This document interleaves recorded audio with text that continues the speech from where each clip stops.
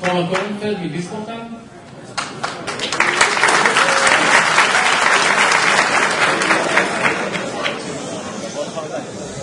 תומר מדיסקורטן.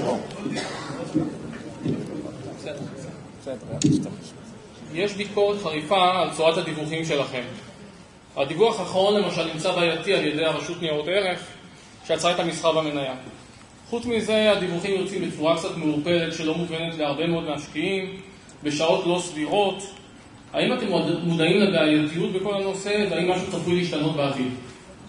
אני אענה על השאלה. אני לא מסכים לתיאור שלך של הדיווחים של גבעות עולם.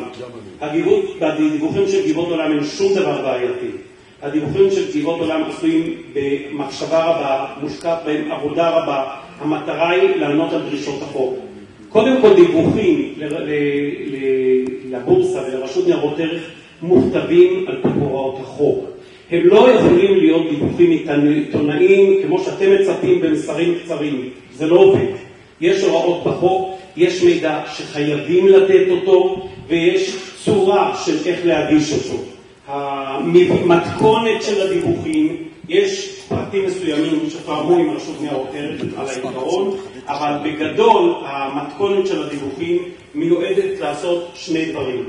להעביר קודם כל את המידע המהותי.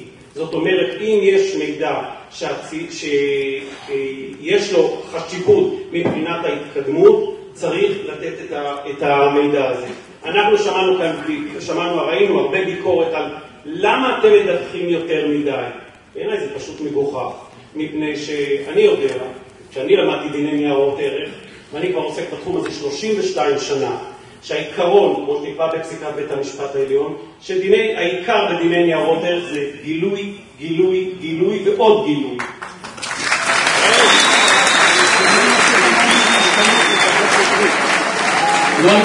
לא סיימתי, עכשיו אנחנו נוסיף עוד דבר אחד.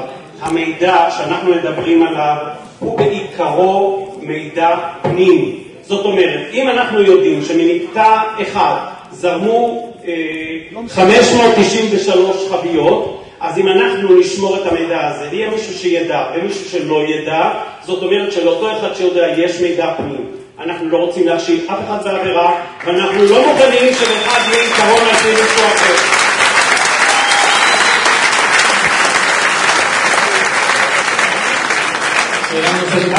לא סיימתי את התשובה.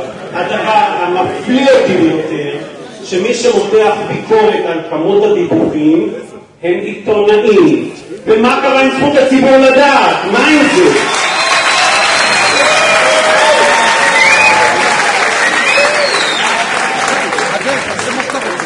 זכות הציבור לדעת זה ערך יסוד בדמוקרטיה. זה לא רק בשביל למכור עיתונים או בשביל להגן על עיתונאי ששרף.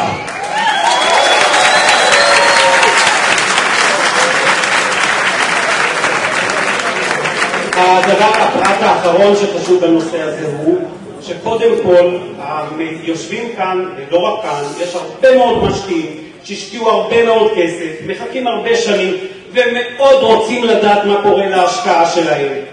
איזה סיבה יש למנוע את זה מהם? זה המידע שלפחות מן הבחינה המוסרית, אני לא אכנס לבחינה המשפטית, הוא מידע שלהם. למה לא לתת להם את זה?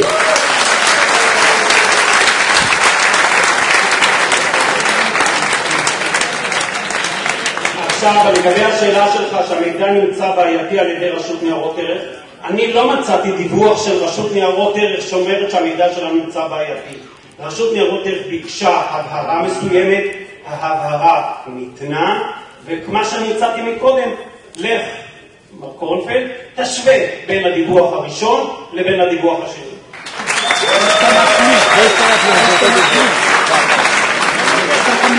הנקודה הבאה היא, אתה דיברת על שעות לא סבירות. אני מציע שתקרא לילד בשמו, באישון לילה. זה הביטוי שקראנו בכל 4 העיתונים, אני ראיתי ב4 העיתונים. עכשיו, מה זה באישון לילה? מה זה באישון לילה? אני שמעתי גם את הביטוי במחשך. יושבים, עושים משהו בסתר, שאף אחד לא יראה. זה לא מתאים לדיווח פומבי. אנחנו נתנו דיווח לכל העולם. זה נקרא באישון לילה. עכשיו, האמת היא, מה שהיה כאן, זה שמיד אחרי שהדוח הגיע, התחילה עבודה מאוד מאומצת כדי להתחיל את הדוח הזה. עבדו על זה 4 אנשים, יותר מ4 אנשים, עבדו על זה כמה אנשים, זמן רב, שעות רבות. מה לעשות, העבודה הסתיימה בלילה. אז מה אתה מצפה? שאנחנו נחכה עד הבוקר ולא נשלח את זה כדי שיהיה באישון לילה, לא יהיה באישון לילה?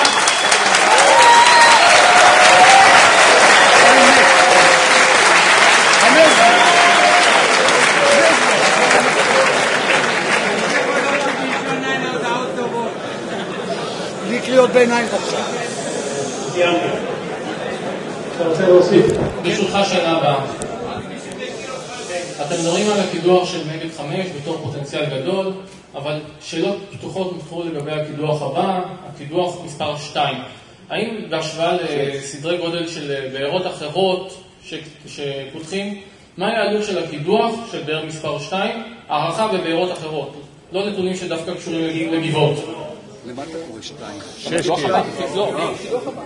תגיד, הבאר הבא, לא 2. 2 זה לא 2. בסדר גמור. 7.5 מיליון דולר, 10 מיליון דולר בפועל. תקלות בלתי נמנעות. Okay, I have a slide here. Somewhere. Here. The budget for Megid 5 was $7.7 million. So hopefully we will not have any more accidents like we had in Megid 5. Theoretically, this should be probably more or less the budget for the next one. More or less, we don't know.